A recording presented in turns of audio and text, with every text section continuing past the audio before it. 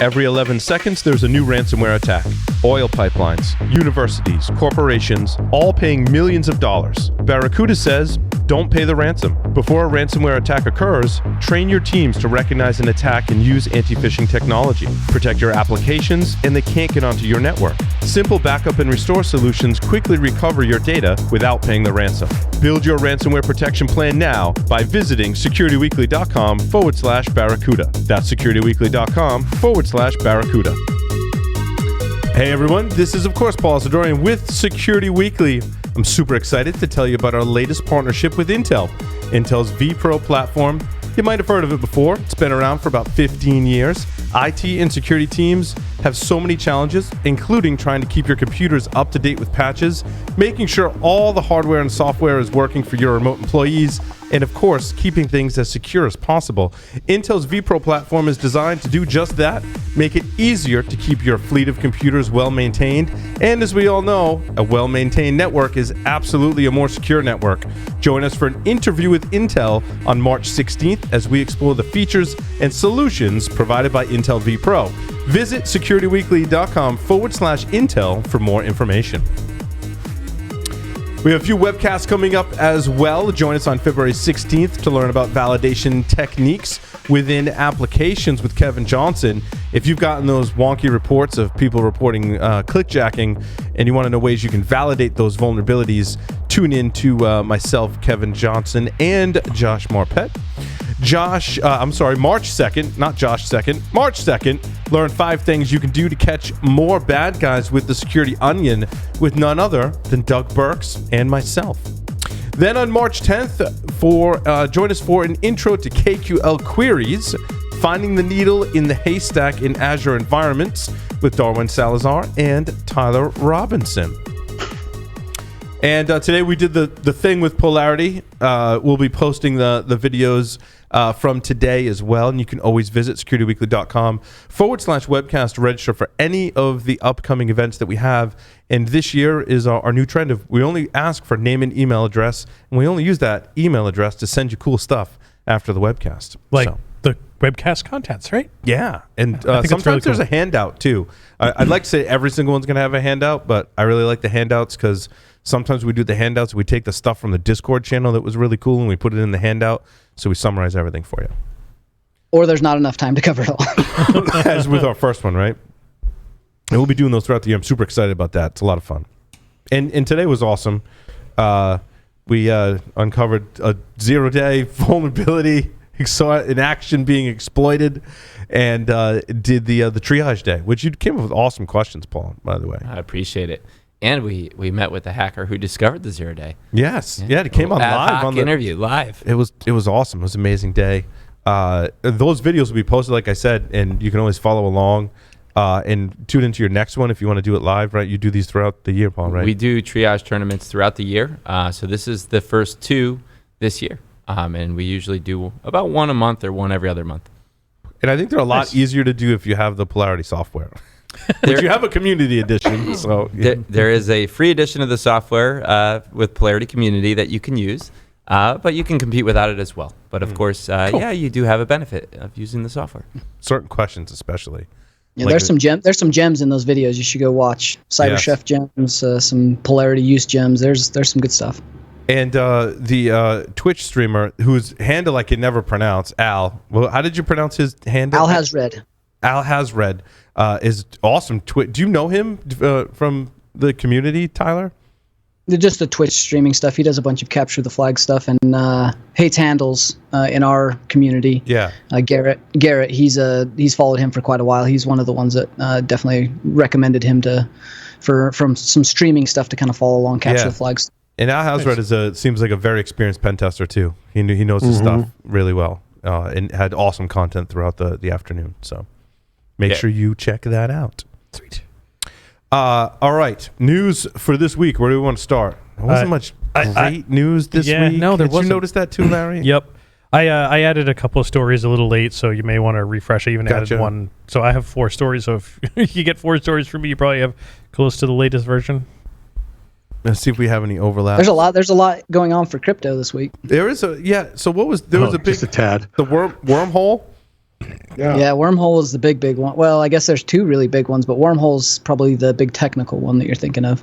Yeah, what was the Wormhole one? So Wormhole is this one was some attackers were able to steal, like it was 223 million in crypto. So Wormhole is used to do changes in transactions from one block to another. So if you've got some Bitcoin and you want to buy Solana, that goes across blockchains. So you've got these blockchain bridges that connect these different blockchains, things like DeFi services, exchanges, different applications. They leverage this so that you can convert your different coins or altcoins or even fiat from one block to another, because each block is only... What is fiat?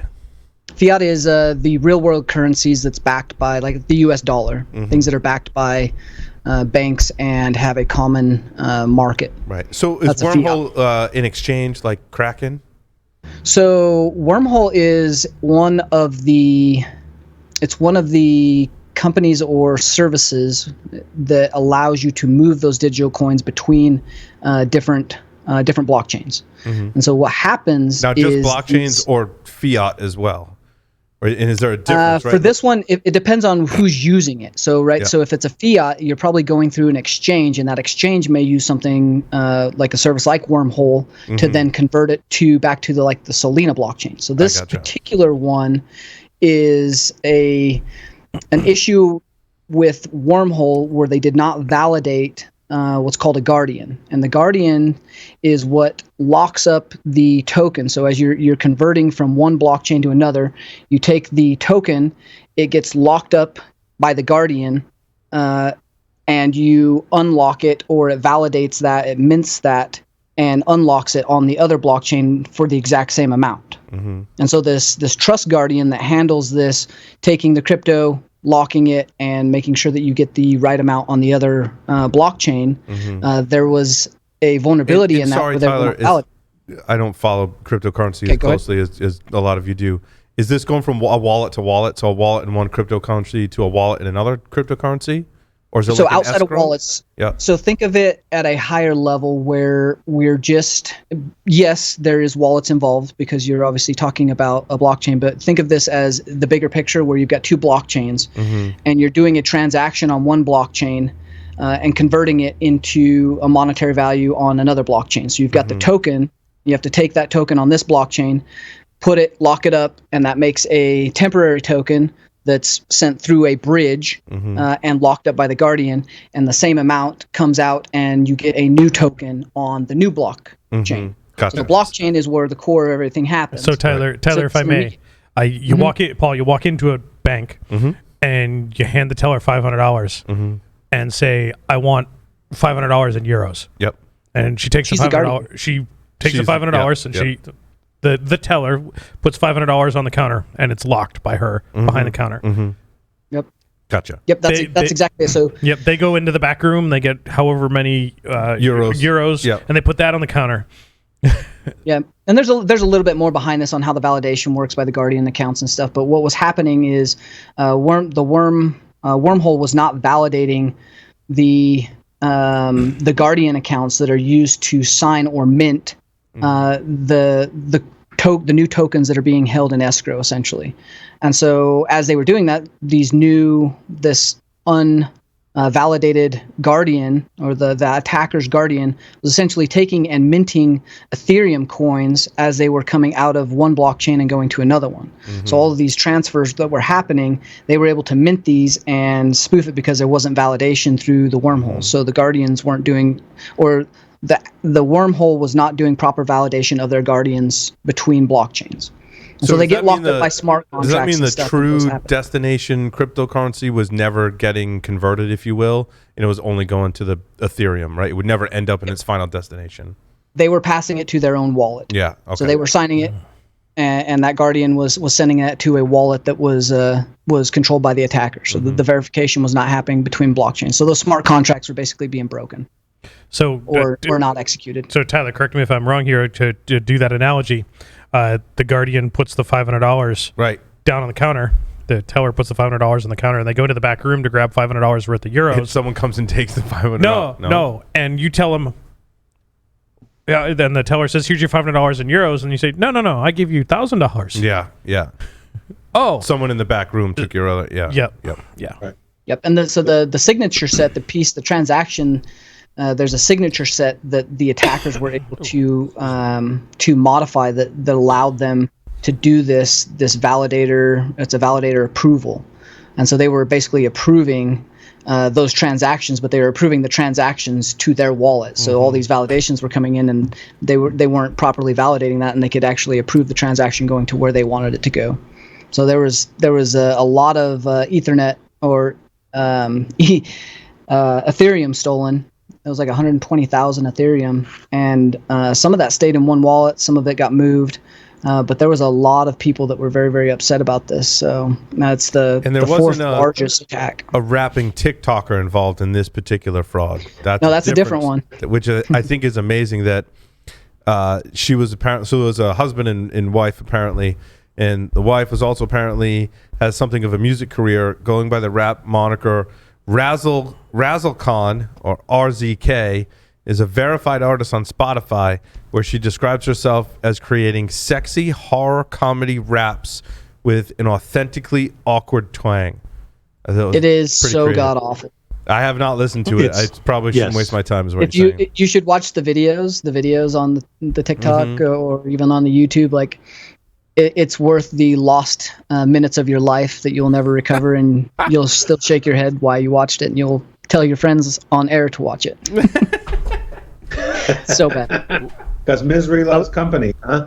What did What did you all think about the retroactive bug bounty offer here of 10 million? Thank you for finding awesome. The bug. I'm not gonna lie. Like thinking about the ability for attribute trace these transactions out and get tracked now very easily. This would have been a deal I would have taken all day. I mean, 4.5 billion is a lot of money, and this was a very high-profile hack from several years ago. I think it was 2016. But laundering money is very, very difficult to do, and especially that amount of money. So that 10 million reward, that was actually tied to the other story. The 10 million reward was offered to disclose and return the money without any retribution, and they would get credit for it, which is one of the first times I've seen something like that. But this couple now laundered... That wasn't the couple. That was the first one. Sorry, I went backwards. My bad. The Wormhole one, they offered $10 million to the what we're saying is that crypto hacks happen so often we're getting confused as to which one we're talking about? Yes. We were talking about code, right? Like that's what we were just talking about in the last segment is crypto and smart contracts and the way banks are leveraging these and exchanges are exchanging fiat and doing smart contracts and backing all this cryptocurrency. That is all code. And so there are mistakes in code and there's logic errors within inside of code that allows this to happen. That's why smart contract hacking is such a big deal. You can lose millions of dollars, and because it's backed by blockchain, you can't retroactively go back and change that code once it's been signed and in motion. And so you have the potential for very big losses for extended periods of time by not getting that code right. And that's why looking at that code early before the contracts are executed becomes critical. So is there a chance I can identify if somebody moved the code illicitly into their wallet that I can tell when they try and spend it or whatever? Or is it I can't see it? No, that's essentially what happened with the other story where the couple got caught. You can trace almost all Bitcoin, even with it being the blockchain transactions being washed, being laundered, being pushed through different things. You can see the exit points because it's all public, right? Yeah, because the transactions, not who's conducting the transactions, but the transactions are public. Correct. And if those wallets have ever been used for something else, it can be attributed. That's how they're able to find these people and very quickly map this out. There's specialized software that does this for governments and finance places. So they can trace. Laundered $4.5 billion in cryptocurrency. I think attempted to launder. Attempted to launder. It has. Yeah, I mean, once you follow all the money, conceivably you can unlaunder it. Yeah, they kind of cracked a couple jokes in there. DOJ was giving them a hard time because it was not difficult to track these guys apparently, and where they were spending it, but some of the Bitcoin was still in the wallet, and they had seized 94,000 Bitcoin. DOJ again seized that because I believe they were able to get a warrant to search the digital records or accounts of these people, where they found the keys to their wallet, which then I'm assuming, they don't say this outright, allowed them to seize those 94,000 Bitcoin out of their wallet because of the arrest warrants. And that original Bitcoin was stolen? They could prove that? Yeah, that's from the 2016. The 2016 hack, Bitfinex. So it's been sitting around in that wallet for a while. They transferred some like 25,000 to pay off some people, I'm assuming, and then that 94 is kind of sat in that wallet, and they were trying to launder some of it, but obviously that was easy to track. And someone was watching that wallet, obviously, because it was involved in a previous. Okay, so let's be clear. For everybody that says all you have to do is use a washing service like Wasabi or CoinJoin or whatever, you're wrong. That's BS. Okay. Very BS. And they're like, oh no, nobody will track it. If there's 94,000 Bitcoin at stake, in a wallet, somebody will take the time to track the sucker. And it's not that difficult. You look at the AI and machine learning and the ability for that to map out, very complex relational stuff. Relational databases do this all the time, but they've essentially taken like relational database meanings, and you could just trace the money in the transaction. It's all public. It's very easy to do, and the software now is very, very good at looking at different transactions, tying different pieces of evidence and data together, and even access logs of different locations that's accessing Tor entry and exit nodes and certain dark websites. Like, all of that stuff is tracked, logged, and with the right adversary or the right government looking at you, they can find this stuff pretty easily. Yeah, there's a commercial company, Chainalysis, that does a pretty good job of it. If it's not insanely a lot of resources, it's not that expensive to ask them okay, can you track this wallet and where all the stuff went, all Bitcoin or ETH or whatever, where it went, and they're like, oh yeah, and it's done. Like, they've ingested. Honestly, I'd be taking a percentage of that all day. Like, that's how I would have done that. Like, for a percentage of whatever Bitcoin you're tracking and recover, I would like a small percentage. Yeah, there you go. So I had a question, Tyler. That's not a bad idea. When I was looking at the wormhole thing, I came across a comment to the effect of, this kind of cross-chain bridge is one of the riskier models in blockchain, and it's not going to survive. It's going to be phased out. Have you heard that before? I'm curious how they think they're going to phase that out. Yes and no. Like, there's different ways that smart contracts are executed, and different exchanges convert those the different currencies between blocks, and that really depends on the smart contract you're using and how that company or exchange or app, whatever's doing the exchange for you, how they're actually leveraging it. Wormhole was a service or an app or a company that's leveraging that was doing smart contracts for tokens back to different blockchains. So that's done differently between different companies. So yes, that particular way that the Guardian was doing that for like verifying signatures, that's some old code that was using an older program for verifying that signature, and the way that they were doing that was obviously not done right. And so each one is kind of different. So you have to kind of take that with a grain of salt and how those things happen. But you talk about stake, proof of stake, and some of the ways that Solana is doing, with validators and RPC connections to and from. All of that is verified and validated and done with code in a specific manner that is protocol specific, and then the apps implement those particular smart contracts or protocols in order to conduct transactions on that blockchain. So it's going to be different again between exchanges and apps. So it sounds like more of a, if I screw up the cross-chain bridge stuff, I'm more likely to lose the business than people moving away from that particular way of crossing between the blockchain. Correct. And that, there are some. You look at the code and you look at the algorithms that some of the altcoins are using, especially the very early ones, and what they're trying to solve. Some of that is more risky for what they're trying to do with that altcoin. Some are involved in smart contracts for nonprofits. Some altcoins are providing services for transactional logging of fintech. So you're talking about different things that each altcoin does, and how they do that and what they're interacting with in the real world also correlates to their ability to do that in a secure manner and what their limitations are also. You know, I this is a little bit off topic, but it's fascinating how the cross-chain bridges and everything else, it really relates back to very old monetary systems. I mean, we're talking like medieval stuff where banks and Western Union didn't exist type of thing. And so you'd have somebody that was a known financial person, a factor, write a note, and you'd take that note, you'd give them, $1,000 or pounds or whatever, and you take that note, and that was a credit note, and you could take it to any one of a network of people across the world, and they would hand you £1,000 type of thing. And it's the risk. There were significant risks because you could forge a note, you could, but they had seals and things to do it. And it's fascinating how we're really recreating a similar monetary system. Cryptographically, that's what we're doing here, and that's why we've kind of went to the blockchain. Yeah, there's a decentralized portion, but we put a lot of trust in banks and institutions that back our money and our transactions and what they actually do. They fall under regulations and have to do certain things, but we don't control a lot of that.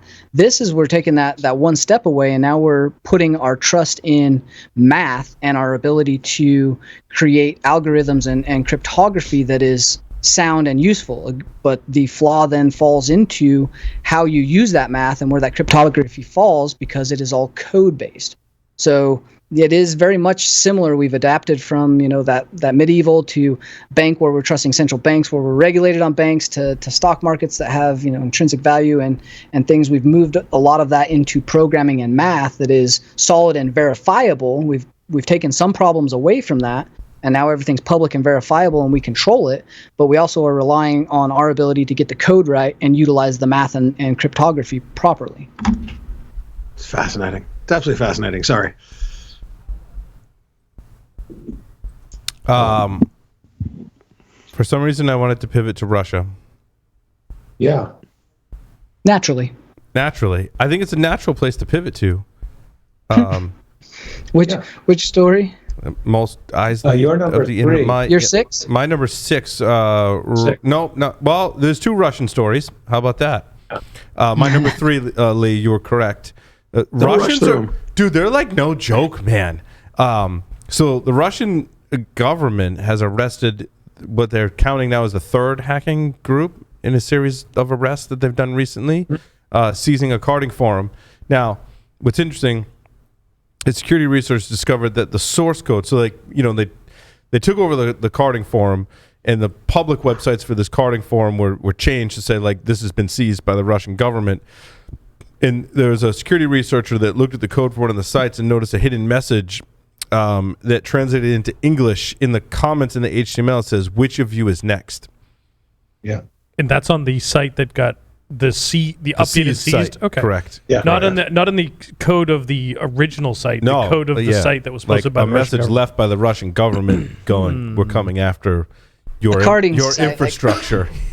Again, that sounds like an infrastructure acquisition, and I am assuming because they don't really care about the carding all that much, it was a good publicity stunt, considering they're trying to do smoke and mirrors for the Ukraine shit going on. Agreed. But B, they're acquiring infrastructure, but I'm imagining the infrastructure they're trying to acquire, there was something very specific on the carding forum, such as attribution to particular users of additional threat actor groups or infrastructure that they're trying to get access to. There's so not a real saying great reason to take over carding. GRU operative was involved in that carding forum, and they're like, if we don't take it down, this could come out, and we don't need more bad press because we want to invade Ukraine. I imagine it was FSB this time, but the GRU stuff, they may have been had the hands in the personas. Mm-hmm. So the other 2 sites they took down were the ReEvil ransomware and the UniCC card shop. Okay. Wait a second. Let's put this in perspective. For a long time now, it's been it's either Russia, China, or North Korea, or Iran. I think those are the 4 faces of the attribution dice, right? So I don't know if Iran counts. Those sloppy bastards. And Brazil, actually, that's another one. They're big. All right, so 5-sided die. Now Russia's taking down. I mean, because remember, in Russia, it's legal to reverse engineer. It is legal to build malware. It is not legal to deploy it inside the borders of Russia, right? How convenient. Well, okay, so technically it's illegal to deploy it at all, but the unstated rule was if you deploy it in Russia, we get pissy with you and we come after you. You can import card data, but you can't export all it. these Carter forums. I'm sorry, what was that, Paul? I said you can import card data, but you're not allowed to export card data, cardholder data. Details. You're also required to work with and cooperate for all information on infrastructure. So if you say screw off, basically the message is you will work with us or you will be taken down. Mm-hmm. Pretty straight. Is the message you will work with us or you will be taken down and then be forced to work with us? I wonder. Yeah. How do you say that in Russian? That is part of it. In Soviet Russia, we work with you. And you work with us. Yeah, your pay may not be as good. Yes. So the question is, do we think that the law enforcement principle will reduce the amount of payment card theft, carding activities in Russia, or do you think it's just trying to get people to toe the Russian line? Whatever work with us means. Again, it's publicity. You look at any of these carding places, yeah, some of the carding is fairly large, but you're talking about very, very minuscule amounts of money from that standpoint. A credit card is worth maybe, a high-end credit card might be worth 25 cents on the dark web. That was part of my reaction, Tyler. Like, carding is still like a thing. I was serious when I said I think, PCI put a pretty big dent in There's still fraud. They still have a lot of fraud. Sure. But we're talking small operations in comparison to like ransomware. You're talking like millions. Yeah. Like back in the day, that was like the cybercrime thing to do was carding. Yeah, it's very, very hard to launder money through carding. It takes mules. It takes people buying merchandise to change out for. It leaves too much evidence behind. I mean, if you listen to Darknet Diaries or read some of the books about Max Vision, Max Butler, and how that crime was committed back then, like it leaves a lot of evidence behind, and they've largely pivoted. Well, and the weakness with the cards is still that we got the mag stripe. I mean, I was getting some education about the new skimmers out there, and they basically block the chick reader, so then the thing's a card reader, meaning the mag stripe, and you're back to where we were before we went EMV. Right. Get rid of the mag stripe. Yeah, but that's a long haul. I know we all know it's a long haul. Yeah. Yeah, I mean, there's an easier way. Do stripe or chip and pin, but stripe and pin, chip and pin, not signature. Right. And they have these number things on those readers. You can do it, Mm-hmm. No, we've had that. Yeah, we've had that for debit cards for a long time. Why can't we apply it to credit cards? It is the fact that they don't lose enough. Like the liability, credit card companies are really good at math. Their liability for ease of use and ease of transactions and the number of transactions they're able to process by convenience is much higher than what they're actually losing in their loss department. And those calculations are always evaluated and looked at. If they need to crack down on those, then adjust it. Cost to reissue a card is low. Yeah. Yep. I don't want to lose sight of Russians because we're not done talking about Russians, and I don't want to offend the Russian people as well. And we it's all in good fun. Hey, Paul, will you pass the basil again? We love our Russian friends. We do. Otherwise, we would have a lot less to talk about on the show. Russian researchers unlock Intel processors for reverse engineering. That was cool. Yeah, proof of concept published by Russian security vendor Positive Technologies comes with detailed instructions on how to unlock processors to gain access. It does so by exploiting a bug in the CPU that Intel has released an advisory on, and then unlocking the CPU to see the chip's internals through JTAG. And there's a GitHub repo. Larry. It's crazy. Larry, this sounds like something up your alley. And the link to the GitHub repo is in the show notes. And it's in Python. And I'm curious, what is the motivation behind just unlocking the chip? I can think of a lot of nefarious reasons for looking for like undocumented SOC calls and things where you're able to mess with registry and memory directly off the processor. But that's a little bit more detailed. No, it says it right here. There's a whole little tutorial on integrating files into the firmware image. And then disabling OEM signing. Are you joking? Oh my gosh. Yep. That sounds So like it's motivation. totally to implant Tyler's malware. going, okay, I'm taking notes. Implant malware into the firmware itself. Yep. So wait, so am I going to be able to? Oh, I don't know if they need to do that. Sorry, Lee. I don't know if they need to do that just to be able to start reverse engineering it, or if that's part of the post reverse engineering attack. But there's some lengthy documentation on that GitHub repo. Yes, there was. So my reaction is that you're using the JTAG interface and you want to reverse engineer the chip, but I mean, hopefully this is something then you don't have to have JTAG access to exploit what you discover, because that's not really going to scale. Yeah, I think it's JTAG access to maybe find more vulnerabilities or exploitable points. You just have to have that JTAG to get the visibility off the chip first. Yeah, that's the first step there. Research team. The last Yeah, one. Dimitri Skylarov. We've heard that name before a lot. Yeah. Wait, what? Wait, where'd you see that? Wait. I'm looking at the GitHub repo down at the very bottom right before the license. Oh, Christmas. Dimitri Skylarov. License. Copyright 2018. Wait a minute. Yeah, research team is listed as Dimitri Skylarov. He's still at Positive Technologies in Moscow, yeah. Note to the last commit dates. 2 years ago and 4 years ago. What was Wait a minute. how do we know Spectre? was Dimitri Spectre? That was Spectre Melt. Yeah. Elcomsoft. Yep. Ah. A DMCA case. Oh. Yeah. I remember that. It's all coming back to me now. Yes. It all comes back to me Still- now, still said the using blind stuff. man to his deaf wife Oh, as he pissed into the wind. Okay, Dimitri was the Russian citizen, worked for Elcomsoft, gave a presentation called Ebook Security Theory and Practice at DEF CON in 2001, and was arrested as he was returning to Moscow for violating the Digital Millennium Copyright Act. Yes, the ebook thing. I had Still forgotten. some of my favorite software. Right? What, Elcomsoft? Yeah. Yes, good stuff. Very, very useful for a few things. Have you ever looked at the source code of that? Mm-hmm.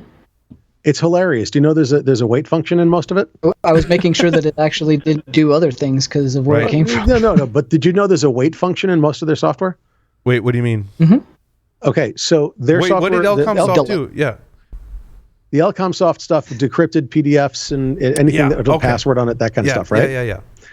So the problem was that they sold it like for $100. It was minuscule prices, but they sold a lot of it because it was actually really good. I think I bought a copy once. And they could live great in Russia. And people were complaining because, well, it did it in 3 seconds. It got the password. It must be really easy. Why did I pay $100? So they put a wait function in that makes it sleep for 60 seconds. That's awesome. I love it. Nobody complained after that. That's great. Wow. That's a 57 good seconds catch. is totally worth $100. Good catch, Larry. But still, the fact that it's still... How did it make news, Paul? What's that? How did this story make news? Where did... Russia. No, but There was another one. There was another Intel hack. I think, Paul, you sent this to me early in the week around something similar to this. I think you copied the other link for this one, but the newer one is the one that you sent me. Oh. Is that in my stories? That's what I was looking. I was looking for the one that you sent me, and I don't see it. Oh, maybe I forgot to add. Well, you added the GitHub link. It's the same one that's the published from the... Yeah, it might have been, Tyler, that this came from another news source that just summarized this article, so I swapped it out for the actual news article link, and then in the news article link in the show notes, I derived the GitHub page that it linked to. So I try to scrub those out because a lot of news feed services are just aggregators, so I try and strip out so I might have sent you the aggregator link, Tyler. But still, they're talking about that particular code in the link in IT News that you have posted, Paul, and that story was posted today. Yeah, this was recently the mainstream news. This comes from IT News Australia. It was published on February 9th. Right, and it includes a link to the GitHub repository. So 2-year-old findings become news today. And the GitHub repo is 2 years old. Interesting. Yep. Yeah, it's actually older than that, but the last update was 2 years ago. was 2 years ago. Yeah. What was the event that made this newsworthy now? I mean, I was thinking there was a recent, I was going to find somebody that said this has recently been exploited, or, somebody's given talks on this or something. Because it's kind of cool, but I'm surprised it's not newer on the repo. Mm. There was one that was new. Like I read through the whole detailed article on it earlier this week. So there is a new one that had code attached to it. I'm looking for it now. That's my suspicion. There was something newer that triggered this, and we just, don't have it. Unless they took it down. The dots aren't connected or something. Yeah. But I mean, I think it'd be fun to play with in a lab just to see if you could replicate it and get in there and access the chip the way they say they are. That would be kind of fun. But I don't know what else I'd do with it yet. But of course, I'm not as smart as some of these guys. So, Paul, if I can hit one of my stories. Yeah, please do. It was the last one I added, which was kind of fascinating to me. And when the story broke a little bit earlier today, my story number 4. There's actually been a little bit more that's come out about it since show started and all that type of stuff. The Mazda infotainment units hacked via FM radio. Of your interest? Yeah. So turns out some late model Mazda head units in vehicles, when receiving some FM broadcast from the local NPR station in Seattle, crashed. And effectively crashed the device, the head unit, and forced them to be tuned to that station. The NPR station was like 94.5 or something. And the only thing that a user can do to the head unit is adjust the volume. Can't change the channel, can't do anything else. It's effectively locked. It's frozen at the local NPR station. So it sounds like it's doing an infinite reboot. Yes, it's trying to process image data. I assume that's encoded in that tag that says you're listening to this station, this artist. Yeah. So the subcarrier for the digital stuff that shows up on your dash, like, oh, you're listening to Rihanna or whatever it is. They can include other digital data. Properly. Yeah, they can include additional digital data in that subcarrier to be received by your head unit to be displayed on the head unit, like album covers. Yeah. And what happened in this case is the radio station neglected to include a file image extension. So like .jpg on one of the images, which caused the radio, no input validation, caused the radio to crash, reboot, and when it reboots, it's still on the same station, so it gets that image again, crashes. Man, that's pretty darn cool. But when you started describing the story, I assumed it was more like Snow Crash, where there was a certain phrase I could have made. Technically, it is a certain phrase. It's an image without an extension, right? But that'd have been awesome. Of course, the first thing I did was I sent this story to Mike Poor, because his wife drives a Mazda, late model Mazda. And I'm like, he's like, we use satellite radio. It hasn't been a problem. Damn it. Please tell me you're stuck listening to NPR. It could happen if that satellite radio, any provider could have done it, because they all have this signal they can. Yep, RDS in this case for FM is the protocol. That's the thank you. So is the fix to put your car in a Faraday cage and then change the station? Well, yeah, put your car in a Faraday cage, reboot it, and then change the station. Right. Because once it receives the signal. But you said it locks to NPR, right? Yeah. Can we just send this to every red state? Yes. You know those red states are heavily armed, right? Do they drive Mazdas? Car radio. What are they going to do? Shoot their car? Maybe. No. Jesus. That's one fix. Yeah. Shoot the radio. And apparently you can't get a replacement radio right now because of supply chain. Sounds like they're stuck listening to NPR. Yep. One of the people in the article. Find the root cause, Josh. They'll be coming. Yeah, one of the people I didn't say it was me. one of the people in the article said, "It's okay. I listen to NPR anyways." For the rest of your life, right? Well, for the rest of the car's life. Exactly. And we joke about you can't get a replacement unit because of supply chain issues. But what happens when you plug the replacement unit in, tune it to NPR, and now you're stuck there again? Yeah. Can you disconnect the battery and will it reset the radio? Well, yeah. And go to my understanding was that it reset the radio, but as soon as you ever tuned it in that area again, it was back. But at least you get out of the loop and you could tune to other stations. Yeah, they were sort of, at least I think so, but they were sort of indicating that even a power off and a loss of power to the radio, it still retained its kind of last setting. Yeah, like it didn't use to in older cars, but that may have changed. So. Yeah, I know. I mean, I've drained the battery in my truck a couple of times in the last year, and all my Bluetooth stuff stays paired. Yeah. Time is right, and it's still on the same radio station, and so because everything's a computer now. Yep. Persistent storage. Yeah. You want to talk about the metaverse? Sure. How much money can they afford to lose? Only if you can define metaverse first. They try and define it in the article and they do a really bad job, Josh. Which article, Paul? It's very meta. This is my story number 10. Okay.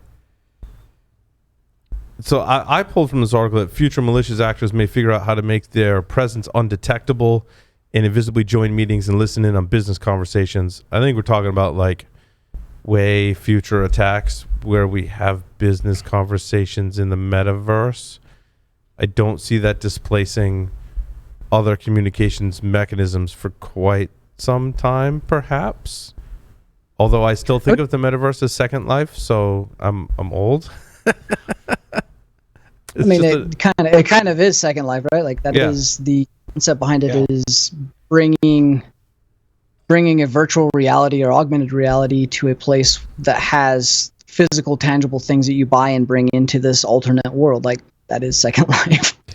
With some VR, right? But like we've seen, so I think the biggest cue that you're right, Paul, is the fact that we went to this massive, very quick work from home mentality and spin up, and doing business in VR or hanging out all day in VR or being part of whatever alternate world this is. That didn't take off during that time. Yes, we have some problems to address with social problems, mental capabilities, kids and their ability to interact with other kids. So I think it could solve some of those, but I didn't see it take off during a very critical point when it should have. If it did, it would have been probably what it's supposed to be and revolutionary, but I don't see it as a very quick adoption. It's going to be a little while. Can we get Kavya Perlman to come back on the show? Yeah, it's a good one. Good one, Larry. Because it is very, how you address the security and what we're talking about is the metaverse. I guess what I'm confused about is what metaverse is kind of just a generic term. Like what actual platforms are we talking about where people hang out? I know metaverse is a now. place. Yeah, metaverse is now a platform. So that is the platform, not just a general term. It is both. Correct. It is a general term, and it is also a virtual world, a place. And is it a virtual world that Facebook is just providing the platform through the Oculus platform, or it's independent of Facebook? But Facebook is a big player in this space because they own Oculus? I don't even know if it's necessarily tied to Oculus. So, Lee? So the interesting thing, I was in a conversation earlier this week about a service called Gather.town, and it's a platform that your avatar, and it's for conferences and stuff, but one of the interesting features is as you get near a session of people, you can overhear them. Mm-hmm. We're used to a Zoom room. You got to break into the room in order to be in the conversation. But the idea of proximity participation kind of blew my mind a little bit. That was similar to how InfoSec Oasis was done over the last couple of years. Yes. That you start getting closer to folks and you can overhear their conversations and voice and there was security models around it, and so it's kind of cool, but I'm a little concerned. Yeah, I mean there are security models around it. Of course. And the folks that did InfoSec Oasis were pretty cool about those security models and that type of stuff. And well, I'm not trying to. I just think it's concerning, but it's also kind of technically very cool. Mm-hmm. Tyler? Well, technically, it's cool. I don't see us having any different challenges than we already currently do. We have a digital identity. We have to prove who we are, and that gives us access to SaaS applications or conferencing. That's their kind of thing where you're joining meetings that you're not supposed to, impersonating a user. That's kind of the same thing that we do with credentials. So this is just another platform in which we're going to have to secure. And honestly, the VR world is a little bit Wild West right now for how applications are connecting to desktops, how they're doing streaming, what protocols they're using for real-time telemetry that's going back and forth from phones on local networks, even things like remote desktop. Like I do use my VR, and I've got it specifically set up on a very specific network for having my remote desktop, having all my apps, and I put the VR on. I've got 360 degrees of 200-foot screens in virtual reality. That's pretty nice, but there's a lot there that they're not thinking about from a security standpoint that would be a big deal if more adoption happened around this and people started to use it for business. I think it's just an extension of video games. I mean, it's where we spend our time. So, for a while we've been spending more and more and more time in video games, and the original release of Facebook, people started spending more and more time in Facebook, and now it's an extension of your time in a video game-like environment. If you start spending your free time there, maybe you're in the metaverse. That's when you call it that. But you also start to think about how we're getting to the point where doctors are doing surgeries from augmented reality and controlling robotics via controls like this. Like there are certain verticals that I think are going to adopt this very quickly outside of the mainstream that would have a little bit more impact for if you're an eye doctor or a heart doctor, you're doing robotics and using something that's augmented reality or virtual reality, and you get an attacker that changes the telemetry or off shifts the image by even a small percentage, that causes problems. Right, like they have the HoloLens, I believe, was Microsoft's VR that's very, very high end for business, and that allows you to do some of this augmented reality, and they're using it for business meetings and stuff. But this could be very serious when you start to think about other verticals that are leveraging these things. HoloLens is AR, not VR, I think. Correct. Yeah, I mean, it is AR. Right. Yep. Sorry, you're absolutely right. I just was being nitpicky. And I think you refer to both of those collectively as XR. I'm not sure. Oh so my Is God. that like XDR? But yeah, I gotcha. And the only reason the I know this is I'm at Kavya Perlman's LinkedIn profile, and she's the founder of XRSI and leader in the Cyber XR Coalition. So it doesn't specifically say AR versus VR. It's like a combination. It's where I think that like Google Glass was way ahead of its time, and certainly a flop for a lot of reasons, but good for Google for trying that out. And I was talking to someone, and they said there's a Ray-Ban glasses that are kind of similar.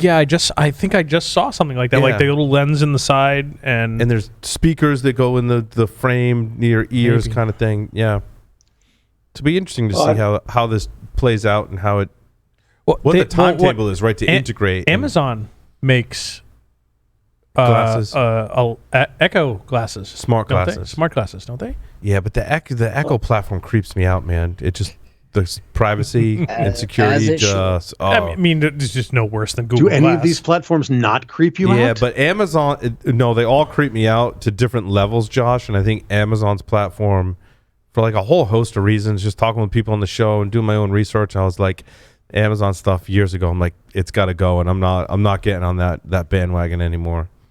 How many of the people that are hosts on this show have a smart digital assistant, whatever it's called, in the house? Yeah. From which ones? I use the voice Google assistant. I use the Google one, really just to like bring up recipes, set timers, and control my lights. Where is that? We're an Amazon household. We're an Amazon household. Oh my God, this is funny. We're like literally stratifying via which walled garden we're in. I mean, it's for years it's been, are you Android or iPhone? Who owns your data, right? Yeah. And now it's Alexa, Google Home. What's the Apple one? Siri, HomeKit. Thank you, HomeKit. Paul, what do you have? I use Google. Yeah, I carry a microphone around with me everywhere I go. It also has a camera on, and it doesn't point forward out of my eyes, but it is a Pixel 6. Yeah, I think I have the same one with the same case. You got the He doesn't have the No, polarity slightly logo. different case, but Tyler, this- what do you have at your house? None. Yeah, same here. Except for what's on the phone. I've had a few, and I've actually set them all the way up, used them, made my family use them just to capture traffic and see what was going on. And then I take that one down and I put another one up. So I've done Amazon, I've done Google. I didn't do Apple. I don't care for the Apple ecosystem personally, but that's just me. I've tried the Ring and the Blinks and all of the different cameras to work on bypasses and stuff, but they're all horrible. They're all absolutely horrible. Well, and it just the camera. Tyler, you made a great recommendation with ReoLink for your cameras, and it all stores it locally in the DVR, and I like that way better. So actually, that the Wise I've got cams, 2 of them. Yep. the Wise cams that Amazon sells, they just actually came out with a new thing. Unless you sign up for one of their plans, which, by the way, to their credit, there's a plan. The light plan has a pay what you can price of $0 if you want to. Yep. It will no longer do video on the cloud storage. It will only do still shots. So it's But it's like but I very strategically placed those ones. Yeah, but Wise is actually open to open source development and so forth. they say RT. You're allowed to use RTSP firmwire. I mean, I give them a lot of credit. Yeah, they have like beta community supported firmware with RTSP, which is ironic because I have Wise cameras at home, and they just said, "Hell, there's updates for cameras," so I went and updated them. But the one that I have RTSP on is like the alpha firmware didn't need an update, and is like 17-point revisions forward from their current. So it's like 10.1 is the version we just updated to, and this is like 10.26 is already on there with RTSP, and that was 18 months ago I put that on there. So the opposite of your legacy modem. exactly. It's all who do you trust, and really you can't trust anybody, so you have to look at your threat vector and decide what's the use case, what are you willing to give up for a little bit of convenience and some personal or physical security, as well as what could that data be used against you for later, like the Wise stuff. And when they were storing that on the Chinese servers, like we could follow the traffic right to the Chinese servers. Yep. They're a Chinese company, that's fine, like I get it. But I was very careful on like what info and where those things pointed, because of the laws over there for the government's access to all data, regardless of what's there. So you got to be really strategic about where the companies live, what your threat vectors are, what your convenience level is, and how you actually utilize that technology. I wouldn't have one in my office. I mean, I suppose you could go build Raspberry Pis and do this all yourself, but it's a huge headache. And do you want to invest that time? And and some do, and I applaud them for that, and I think it's great. And my Wise cam was $20. Yeah, and then there's the price. The Wise are nice. No, I just put a sign in front of every Wise cam that says Tiananmen Square, and no problems. Very nice. It doesn't go anywhere. So I've seen the stories. That's actually a thing Yeah. in China for sure. I've seen, Totally is a thing. I've seen the stories where people request from Amazon, like, "Hey, send me all my data," and then you see all these audio clips of like things that were recorded. Has there been any research or researchers who've tried to request other people's data? Has anyone ever seen that? That's a good hack. I'm sure. I mean, I don't know if there's been any research or public, but I'm sure someone's tried it. I'm sure someone's tried it. Because you're about to, right? Gonna go on the Tyler, breach sites. you and start have requesting permission data. to request my data, and only you. Well, like the thing is with I do like the Raspberry Pi route, because like I think you can have specific use cases. Like I want to control my lights, and I want to be able to set timers. Right, I don't need it tied to my Google account. I don't need to do advanced searches on it and stuff, because I think that novelty is largely wore off. Like I think a self-contained home automation kit is kind of where we should be. Yeah, I don't need it I don't need it connected to everything. I don't need it listening. I don't need sending it to some big corporation now. Like I just want to control my lights when I'm cooking. I want to be able to verbally say like set a timer, and maybe do some like get the weather displayed on it. And we were talking about weather sites actually today, and the weather is something that you want reported. Like when you're getting ready in the morning, you want to be able to ask your assistant, like, what's the weather today, so I know how to dress. Like, is it going to be super cold or hot, or like, what's the weather going to be? And I think those are very use cases that are very convenient, and we should be able to have those without having to sacrifice our privacy or security. Now, I will say, like, that's great, and I think about this from my perspective, and that, you know, we talked about this, I know a while back, Paul. It was like, for a long time, it was like, oh, hey, I got to do this thing, but it's way cheaper for me to pay someone else to do it. Yes. And right now, I'm still in that stage of my life where, I could go build this home automation system with Raspberry Pis and relays. I don't want to put the time in. I got my projects have projects. Yeah. Right. But I don't want to have to sacrifice privacy to do that. I think there's a play in the market. Maybe we haven't found it yet. It's probably out. I mean, maybe you click your heels twice, you can find anything on the internet. Right? Maybe we just haven't found it yet. But these are convenience factors that I could look at my phone. I could set timers on my phone. I think it is convenient. I have the Lenovo display. It's a beautiful display. It's connected to Google.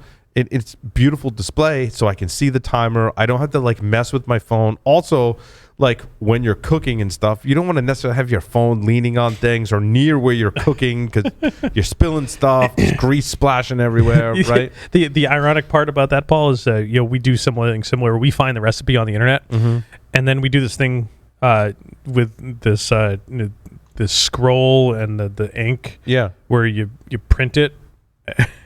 And we have a binder that's about this tall of recipes that you can never find the recipe in. So you go find it up from your bookmarks on the internet. You print it again. Yeah. Recipes are... Go ahead, Lee. I'm going to have to drop because I got an invitation I can't refuse from somebody very important. But I was going to say part of the allure with the home automation is that voice processing is really hard. And that's why you want... I've talked to Ed Scotus about this. He tried doing local voice processing versus using Google or Apple. Yeah, Ed, you're right. Ed, yep. And then you've got the easy button. These things are packaged. You can go to the freezer and get the box. The average user doesn't want to have to write a bunch of Python scripts, even if there is an API to control. I agree, Lee. Yep.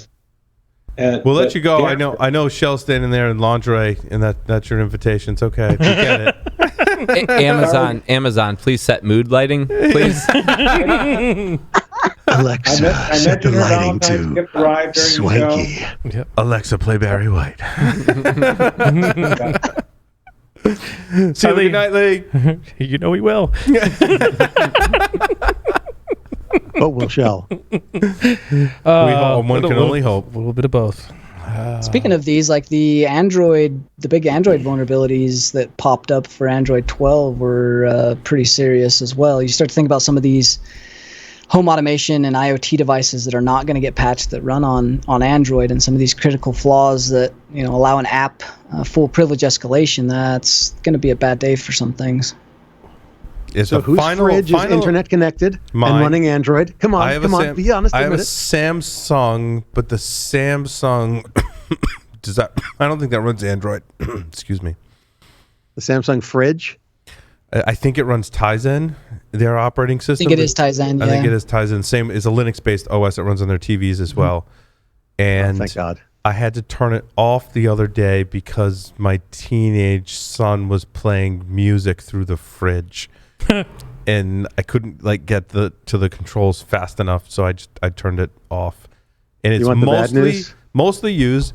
I know those of you that have teenagers out there, mostly used to draw penises and swear words on the fridge with the drawing app on it. So very frequently, I will find very inappropriate things on my fridge.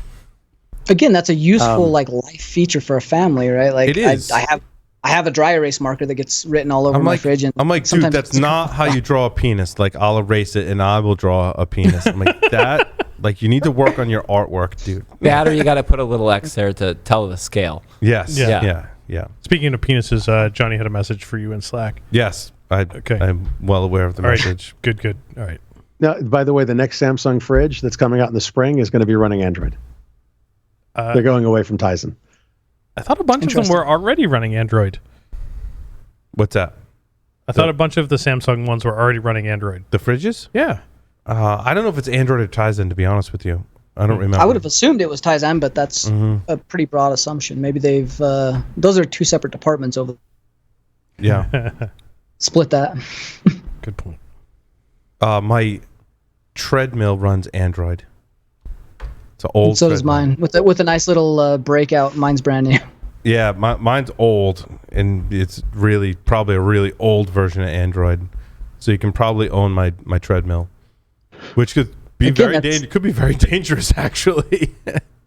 You start to think about that, like IoT, like people just brush it off, like even security people, and I've done it myself where before I've had very isolated networks is, what's going to touch that, what's going to, who's going to hack me from that. But you think about the apps that run on those and stuff like Shodan or Log4j, when people start to exploit those and get access into a network, they don't know what's there.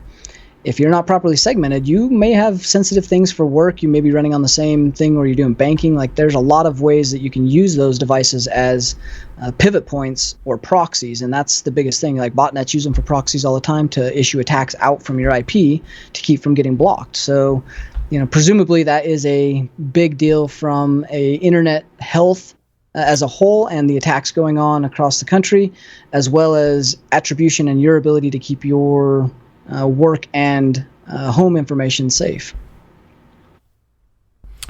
Any other stories, or do you want to cut to the squirrel story of the week? We can cut to the squirrel story.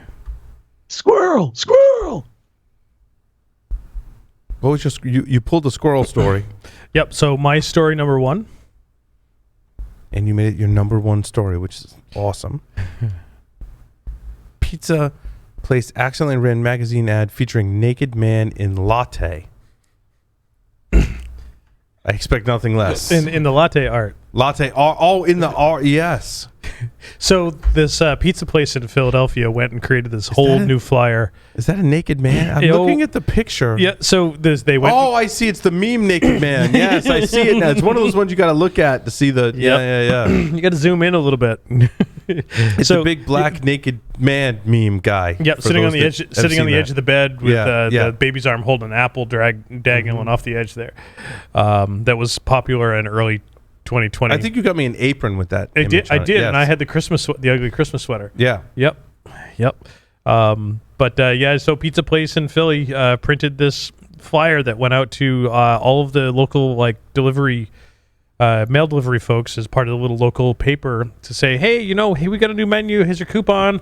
And the top of it was a pizza. And, they apparently pulled some clip art from the internet somewhere for their latte. How does that happen? You steal clip art from the internet. That's how that happens. But no one saw, there's no, because they only doesn't leave anything to the imagination. They don't proofread the pictures. They proofread the words. Right. And if you look at it quick, you might not see it. Yep. That's kind of the point. Yep. That was because that was some of the things that came up. Over 2020 when all of us were bored. All press is good press. I get some pizza from that place. Yep. Chiaro's with pepperoni. Love at First Bite, our award-winning pizza and hoagies. You scroll down in that article and it's got the full little flyer in there. Yep. That's gotta proofread the images is the moral of the story there. Yep. And of course, once you see it, you can't unsee it. No, I can't unsee it now. Somebody I sent need to close the tab now because I can't unsee it. But Thanksgiving, Paul. I mean, yes. I was trying to avoid seeing this, but now I have to go look at it. Yeah. So I mean, the crazy part is that when someone sent this to me, I'm like, oh, someone forgot to proofread, and I'm reading through it. I'm like, I can't find any mistakes. I think I looked at it for a good 10 minutes before I went, whoops. Whoopsie. Reminds me of what is it? Pulp Fiction. Not Pulp Fiction. Fight Club. When Tyler Durden would go to the movie theater and splice in three images of porn into kids' family films. Mm-hmm. That happened. That happened in Really? The Rescuers. Really? Do you remember the movie The Rescuers? I do. From when we were 5? Yeah. There were maybe 2 when you frames were of 5. porn in it. What's that? There were 2 frames of porn in it. Disney spent millions of dollars buying all the VHS tapes back. Oh, I heard about that. Yes. Because somebody, nobody saw it because 2 frames goes by so fast. It's not even it's gone.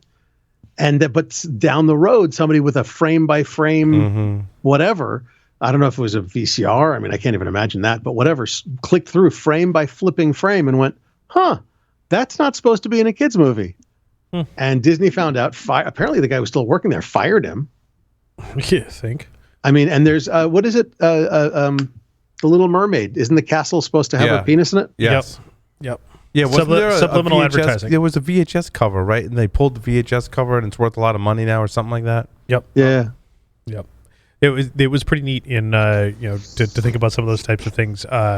In high school, we did like a whole 6-week segment in health class about subliminal advertising, and that none of the ice in photographs is real, and water droplets in advertisement are not real. They're all digitally done. They're done on a computer, and you'll find all sorts of stuff subliminally in there that are like penises and boobs and you know what? I want to drink. I want to drink a Carlsberg because it makes me think of boobs because it's subliminal. Yeah, subliminal. Yep. Crazy hacking stuff. at its finest. Yeah. There's the I've stuck it in Slack. There's the images in there. You can see the porn in The Rescuers from 1977 if you want. Thanks for that. Wow. You're welcome. Appreciate it. Because care. Thinking of us. Well, thank you everyone for listening and watching this edition of Paul Security Weekly. Great day today, Paul. Thank you very much. Thanks for having me on. Larry, take us out. Oh, sorry. Pre-recorded interview with Wheel. PwnKit vulnerability. Learn all about it. Coming up next. And then we'll see you later.